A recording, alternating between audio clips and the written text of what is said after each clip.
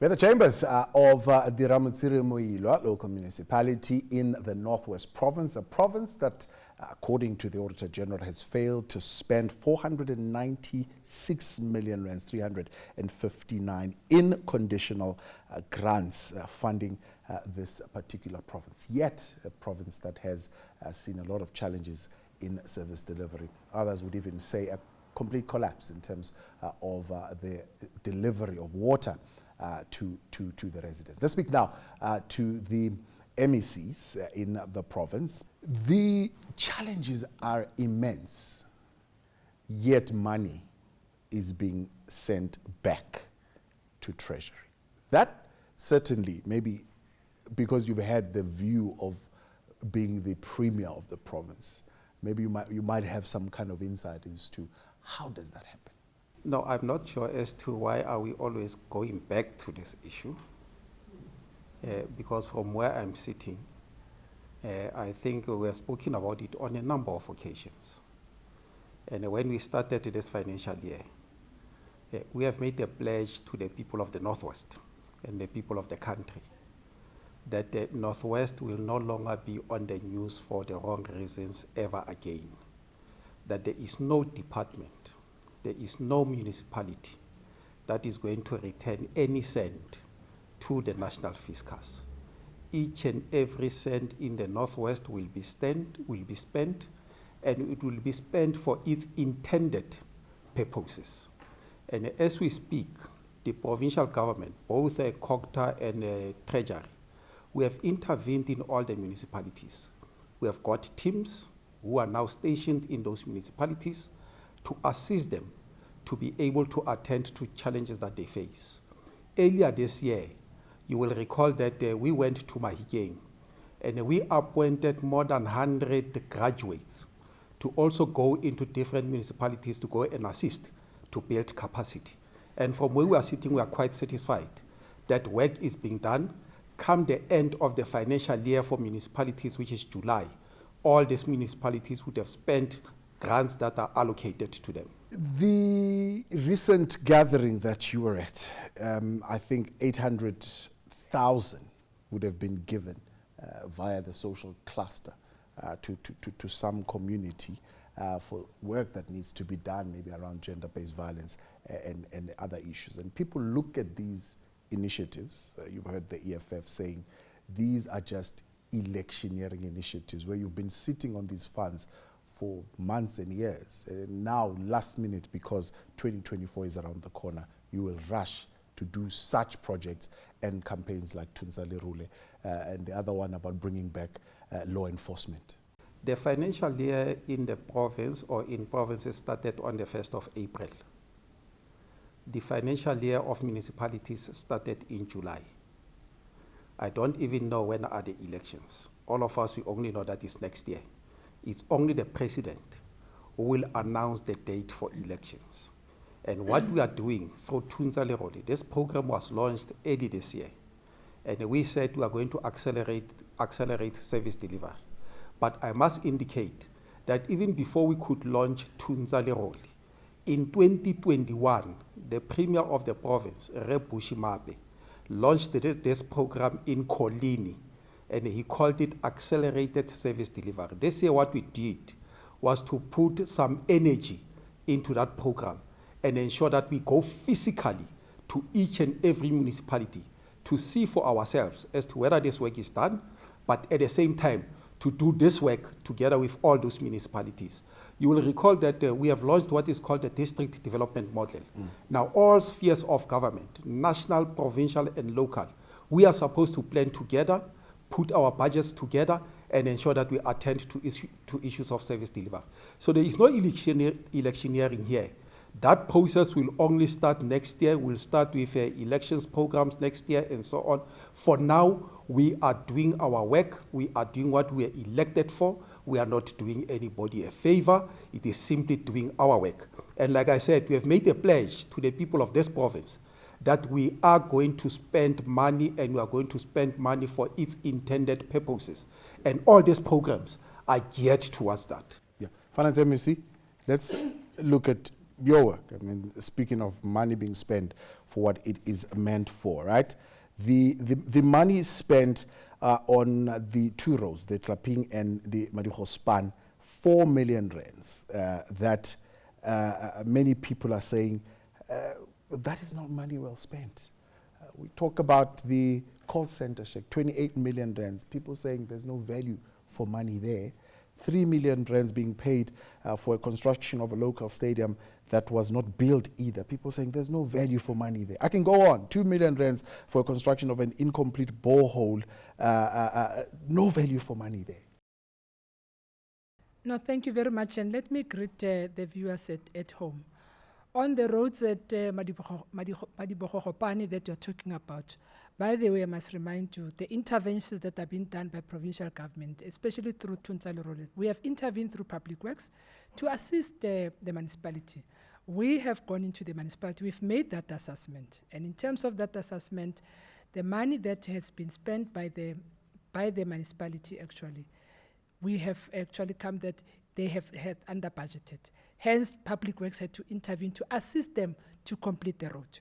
So the work that is being done now there is an intervention of Public Works. And I think we are more than willing also to bring on board Public Works to demonstrate how they've even arrived in terms of appointing even the contractor on site to ensure that there's value for money. So there's work that has been done. I must, however, indicate that, you know, in municipalities like your Ratlo, it's a grant-dependent municipality. So we are working very hard to ensure that we assist and provide support within the budget and treasury office. So the as and when they budget accordingly. They ensure that they are able to adequately spend the money. Yes, we admit there are challenges, but there are challenges through COCTA. We are providing that support. We are working together with MISA to make sure that each and every work that we do, it's well planned, there's integration, and there's efficiency, because the fiscus is very tight. Let me get back to the 28 million of the call center that you're talking about. By the way, EFF, as it speaks with confidence, this happened also under their watch. I'm not suggesting that is correct. The mayor at the time was the mayor of the EFF, as and when these issues were presided over. So all of us were public representatives, and we must account and be responsible as and when we make these decisions. The resolution, as it was made in council, in whatever form, there was a council that collated where you have all the multi-party parties from different parties who participated in that process. So they will also have to be held accountable as council, because council resolution is the one that is the final arbiter to process any transaction, and unless that is elevated to the MEC for COCTA. So COCTA and Treasury will go into the process. We've already started the process to follow through the money to ensure that we're able to, there must be consequences. Let me make for you an example. Hold on there, I want the COCTA MEC to just respond to that. Councillors, it seems, they were all in cahoots, they all agreed that this money is going to be spent on this thing. Now, today, they are saying these ones are wasting 28 million rands. It's something that province should be looking at and saying something about. No, we are looking at it. The mayor did give us a report, because we have requested them to give us a report as to what happened. We now have that report, and that report will be tested. Obviously, we are going to engage Treasury in order for us to go in there and verify and do our own investigation. And what we have said to the mayor is that the issues that borders on criminality, criminal charges must be opened against those individuals who might have been involved in this thing. But the MEC Khosho is also correct. All councillors must take responsibility who took that wrong decision under the leadership of the EFF at that time. MEC, the Auditor General, speaking about some improvements in some departments, in some provincial authorities when it comes to audit outcomes, but not nearly enough, not where it needs to be. I think it's about, 35%. If you look at 35%, it's not nearly where we need to be in terms of clean audit outcomes. And part of the issues is probably even what we are talking about now, the lack of tracking of the performance of contracts. That it happens that you sign the contract and there is no way of monitoring and tracking the performance of this contract. Sometimes scope creep comes in and the amounts become elevated, but nobody is sitting to say, okay, this is how much we have paid, this is how much we've gotten up until this point before the completion of the. Let me just share with you that you know we've introduced a system in terms of procurement for all infrastructure projects, that all the projects that are above 10 million, we have given an instruction note as a provincial treasury that they would have to be subjected through the provincial internal audit, whereby we make an assessment in terms of what has been publicized, advertised, and what was the budget, and whether is it in line with even the specifications and so forth. That's what we are doing. And this is part of our process in terms of making sure that we drive a clean audit program. So all infrastructure, and Public Works has been participating in the system. A Department of Education, yes, but in the main, I think Public Works has always strived to do that, even COSATMA, in coming to us before they even do the appointment. Once they have done the evaluation, before the bid processes have been, procurement process have been concluded, before they even appoint, they come to Provincial Treasury and we give our comments, and the accounting officer is the one who's responsible to make that decision as to whether it's proceeding or not. But most of the HODs, since we've introduced the instruction note, they have surely tried their best to strive to ensure that they kept unnecessary findings that will be actually published by the Auditor General. Let me get to the clean audit. By the way, we have registered great progress. You can call it 35%, yes, because we are, if the department is still qualified, it will remain unqualified. But if you go into the audit paragraphs, and I want to go to Public Works, because Public Works has always been mentioned in the media space. If you go back to Public Works 2019, when we were still under Section 100, there were very high number of audit findings. But go back into the audit paragraph to this end, where we are, as we close this sixth administration, the paragraphs have been reduced.